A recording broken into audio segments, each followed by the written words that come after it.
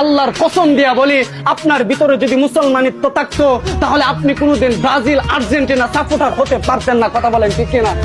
মুসলমান একমাত্র পৃথিবীর মধ্যে যদি কোনো দেশের মধ্যে আজান প্রকাশ্যে দেওয়া নিষেধ থাকে সেটা আর্জেন্টিনার দেশের মধ্যে, যদি পৃথিবীর কোনো দেশের মধ্যে আজান প্রকাশ্যে দেওয়া নিষেধ থাকে সেটা ব্রাজিল দেশের মধ্যে। আর আমরা মুসলমান আজকে সেই মুসলমানিত্ব দাবি করেন, আর আপনি মেসি আর্জেন্টিনা, আপনি সেই নেইমারের পথ অনুসরণ করেন। আপনি ইমানদারিত্বতে কিভাবে বলেন আমি ইমানদার? লজ্জা করে না আপনার? আপনি খেলা দেখার জন্য রাতের পর রাত জেগে রাত 3টায় খেলা, আপনি মুরব্বী মানুষ, দাড়ি সাদা হয়ে গেল, আপনার তো লজ্জা থাকার দরকার ছিল। আমার তো মৃত্যু কিছুদিন পরে চলে আসবে, আমি খেলা দেখার জন্য রাত জেগে কিভাবে জেগে থাকি? আপনার তো লজ্জা থাকার দরকার ছিল। আপনি খেলা দেখেন নিয়ে যুবকদেরকে আপনারা ফিরাবেন, বরং যুবকদেরকে নিয়ে একসাথে বৈশা মজলিস সাজায়। কথা বলেন ঠিক কিনা? মজলিস সাজায়।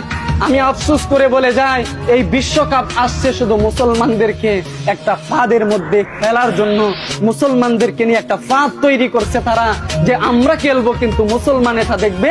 মুসলমানদেরকে দর্শক বানায়া আমাদেরকে তাদের গোল এক খেলার মধ্যে তারা আমাদেরকে আবদ্ধ করছে।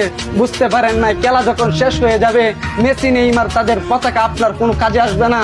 কিন্তু মনে রাখবেন, আপনার ঘরের উপর আর্জেন্টিনার পতাকা থাকার কারণে, মেসি নেইমারের পতাকা থাকার কারণে কিয়ামতের ময়দানে যদি সেই পতাকা একবার বলে রব, এরা আমেরিকার পক্ষে দাঁড়িয়ে যখন ইরানের বিরুদ্ধে যুদ্ধ করেছিলেন তখন মুসলমানদের বিরোধিতা করেছিল, তারা তাদের পতাকা তারা ধারণ করেছিলেন। রব, যখন মুসলমানদের চোখের পানি শুকিয়ে গিয়েছিল, যখন তাদের চোখ দিয়ে কোনো পানি বের হয় নাই, রক্ত ঝরতেছিল, ছোট বাচ্চারা যখন বলতেছিল রব, জমিনের মধ্যে এত মুসলমান থাকা সত্ত্বেও আজকে মুসলমান গুলো দাঁড়ায় না, যখন ছোট্ট বাচ্চারা এইভাবে দাঁড়িয়ে রব্বে কারীমের কাছে বিচার দিবে, আপনি কিভাবে তখন হিসাব দিবেন? আপনার পতাকায় তখন বলে দিবে রব এরা জাহান্নামী, এদেরকে জাহান্নামে দিয়ে দেন। এরা মুসলমান দাবি করেন তো এরা মুসলমান না। আমি আপনাদেরকে দুইটু পায়ে ধরে বলি যে আপনি সাপোর্ট করেন, কিন্তু বুঝে শুনে করিয়েন এরা কারা। আপনি বুঝে শুনে করিয়েন এরা কারা।